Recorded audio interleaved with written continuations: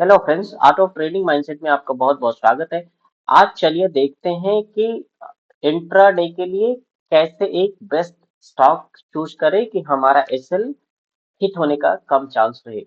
जो भी चूज करेंगे हम स्टॉक इंट्राडे के लिए स्पेसिफिकली, एक तो हमें देखेंगे कि यहाँ पर वॉलेटिलिटी कम होना चाहिए।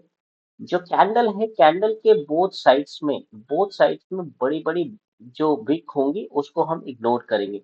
सिलेक्शन का क्राइटेरिया क्या होना चाहिए? सपोज आप मान के चले ये ग्रीन कैंडल है, तो ग्रीन कैंडल में ऐसा हो हल्का सा विक, और ऊपर साइड में कितना भी बड़ा विक हो हमारे लिए बेनिफिशियल है।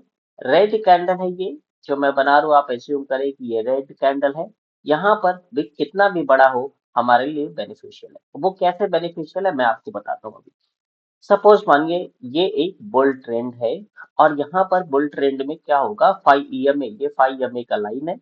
5 EMA के ऊपर ही मार्केट क्लोज करेगा। यहाँ से देखिए, जब बुल ट्रेंड स्टार्ट हुआ है तो यहाँ पर एक छोटा सा एसएल है।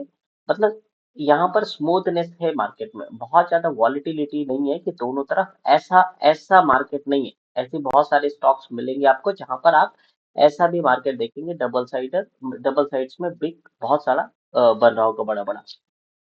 तो यहाँ पर क्या हो रहा है, यहाँ पर मार्केट ओपन हुआ, पहले लो लगाया, हमें वेट करना है क्योंकि बुल ट्रेंड है। ओपन पर आया, ओपन को ब्रेक किया, या जो हाई था उसको ब्रेक किया, और ब्रेक करने के बाद एक बड़ा सा टारगेट हमें यहाँ मिला।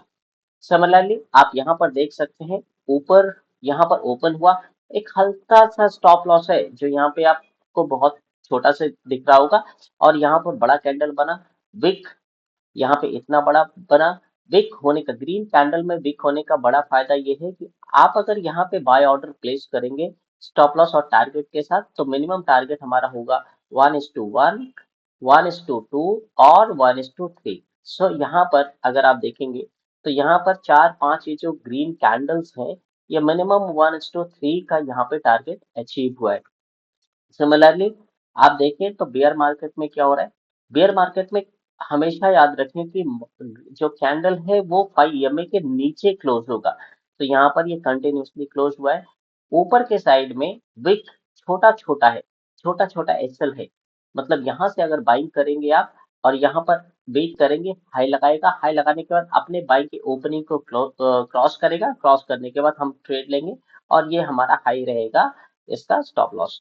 इतना बड़ा टारगेट हमें यहाँ पे अचीव करने को मिलेगा। और सिमिलरली आप यहाँ पर भी देखेंगे, यहाँ पर भी देखेंगे, यहाँ पर भी देखेंगे। जिस अगर बुल ट्रेंड में बहुत बड़ा गैप अप हो गया तो वेट करना है हमें अपने ओपन को ब्रेक करने के लिए। ओपन अगर ब्रेक होगा तो 5 EMA एज ए सपोर्ट काम करेगा।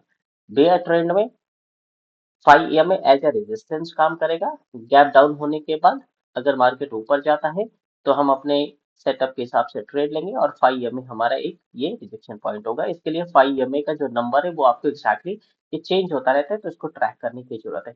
तो फ्रेंड्स ये है कि इंट्राडे के लिए बेस्ट स्टॉक कैसे सेलेक्ट करना है। आप ये स्मूथनिंग के हिसाब से सेलेक्ट कर सकते हैं। और अगर आपने चैनल को सब्सक्राइब नहीं किया है तो चैनल को सब्सक्राइब कर दीजिए। ऐसे वीडियोस आपको मिलती रहेंगी। Thank you so much.